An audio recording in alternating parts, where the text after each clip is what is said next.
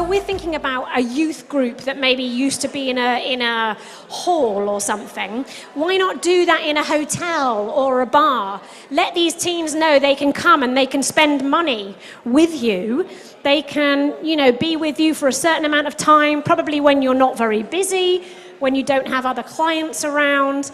It really is a business opportunity from as far as I'm concerned. So thanks so much to everybody. Sorry.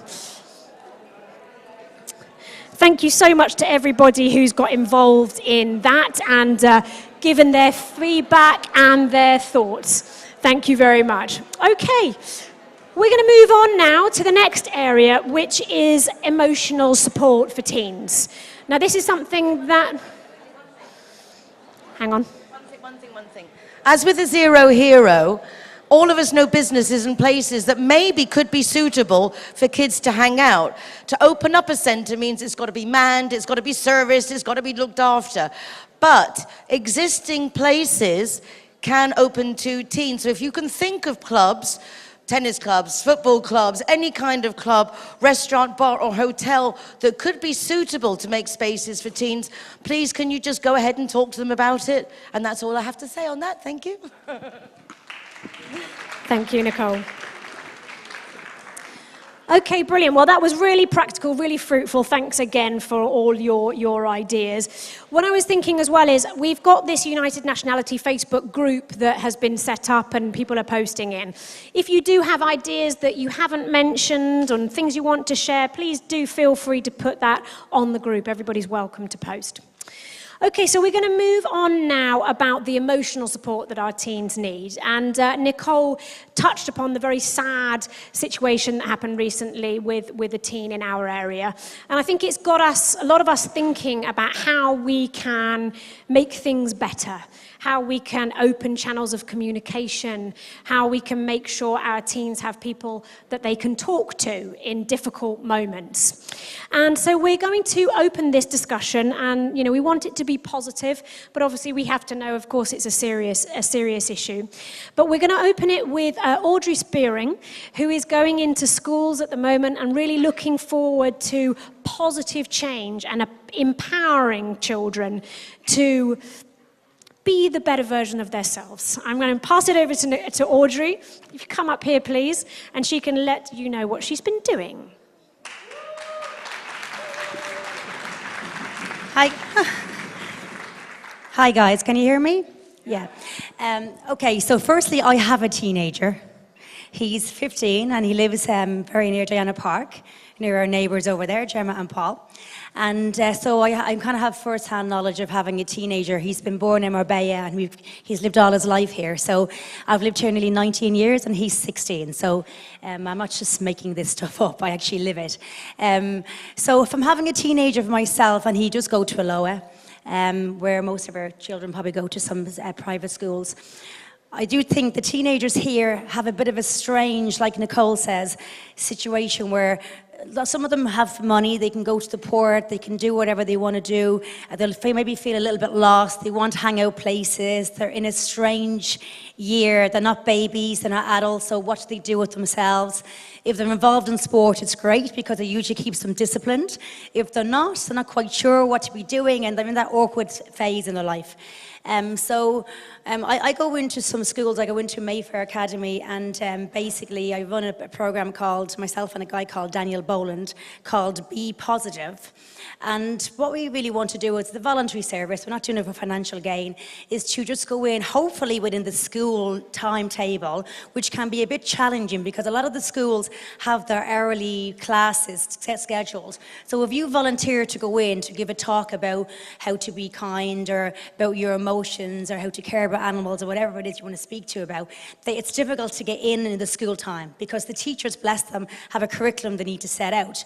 So we did it as an after-school club for free, and kids have been coming to us. These are younger kids, maybe from the age of 7 to about 11, because we're trying to get them when they're young, to speak about things like respect and how they feel about life, and how to be grateful and see the nice things and loving their mum and all lovely, happy, beautiful things, which has been nice. But moving on from that, I think with teenagers, it would be fantastic if we could get into the schools, actually. I mean, not even just from a voluntary point of view, but like I said, it's quite challenging to get into the schools. Because if you say to a principal, can we come in and give 2 hours to speak to certain kids, they will probably do it every now and again, but they do have a timetable, so it's difficult to do that. So for us, we'd like to try to set up a situation where there's some kind of, like, maybe if we even had it in the teen club, let's say somebody offered their business or their tennis club from 4 till 6 after school, and then in that time, when you actually have their bums on seats, then that's when you can actually talk to them about stuff. But you have to kind of, having a teenager myself, you need to really get them to these places. So, because they have, you know, teenagers, they don't really want to do things they don't want to do. So if you say, okay, we have a hangout club, it's from 4 till 6, Monday till Thursday, it's this place, it's half-price drinks, there's a pool table, and then every 2 weeks there'll be somebody coming in giving you like a 15-minute talk on something. At least you have them sitting there. Because I find the problem with teenagers are trying to influence kids is you can't get to them because they're just either in school, and as soon as school is over, they're gone. So having the hangout place, I think, would be kind of cool that you could go in and do that. And then also I found, even with setting up the things in the clubs in the school, is people really mean well, and their attention is, yes, well, let's make a team, we have 20 people, we'll all take turns to go and inspire the kids. And then when it boils down to actually doing it, it comes down to 1 or 2 people. I think people that have organisations might know that, you know. So I know everyone has lives and we all have to volunteer and everything, but I think if we are going to do the things for the teenagers, and let's say you have a group of 5 or 6 people, and we say, okay, we have a youth club once a week or twice a week. The kids are going to be by themselves, but there'll be someone kind of slightly in the background to make sure that everyone's okay. And then we could, another idea that we were thinking about for the teens is, there's so many people here that have amazing businesses. And a lot of our teenagers, say from the age 15, 16, 17, even if they are doing A-levels or deciding to go to university, they're not quite sure what it is they want to do with their life.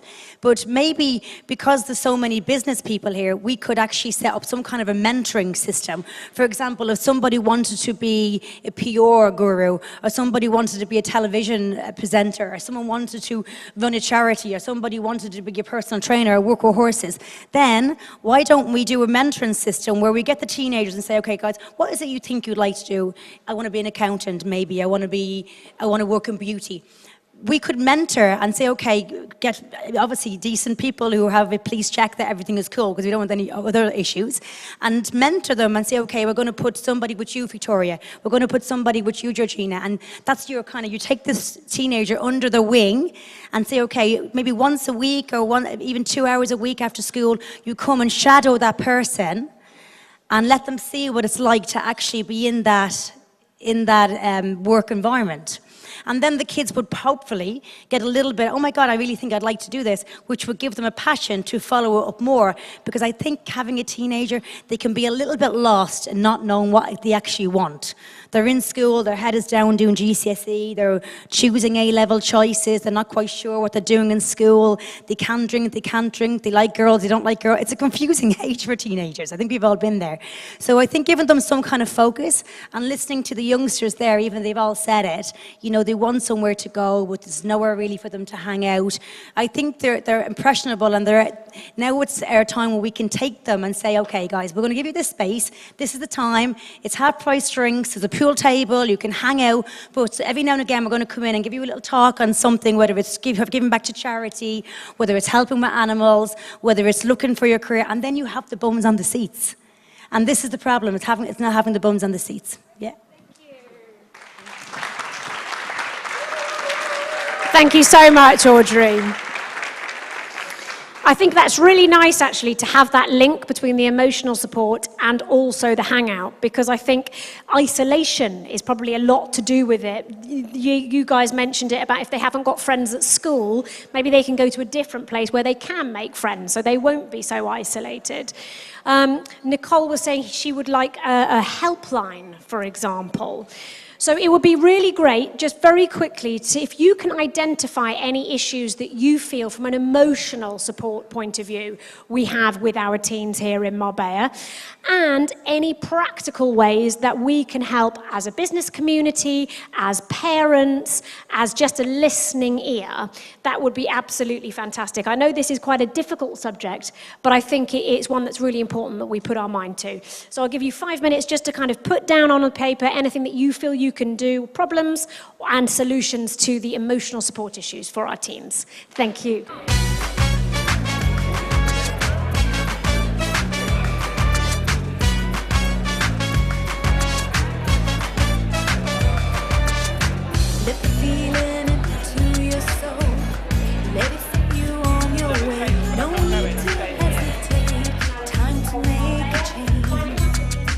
There'll be no trouble tearing us apart.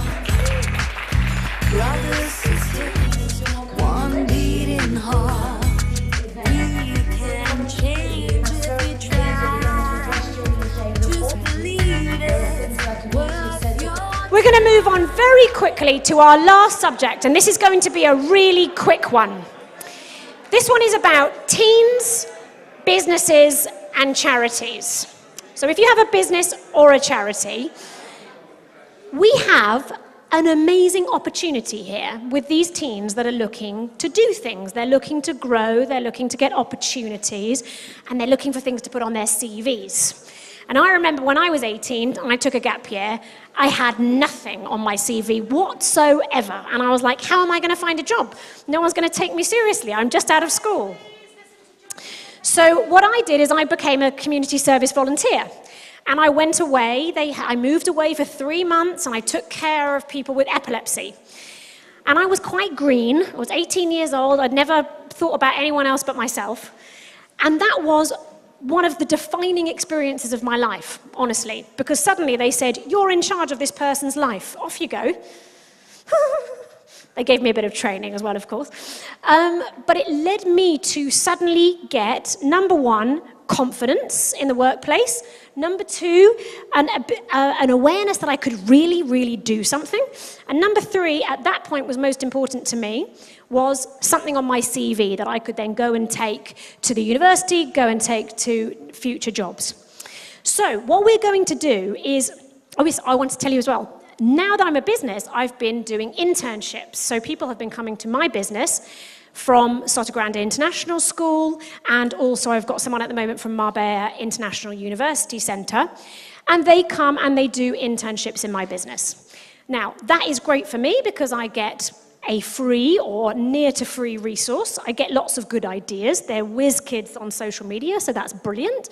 But they get then that experience, practical real life experience, and recommendations to take forward. So what I'd like us to do in the final section is, please, charities, if you have any volunteering opportunities for our teens specifically, so Deborah, they can come and work in my centre, whatever it is, age concern, maybe they've got something in the care homes, write down very specifically. Any businesses that are willing to offer internships, please write that down very specifically. And what we will then do is we will take that to schools, to organisations, and say, here are the opportunities for you.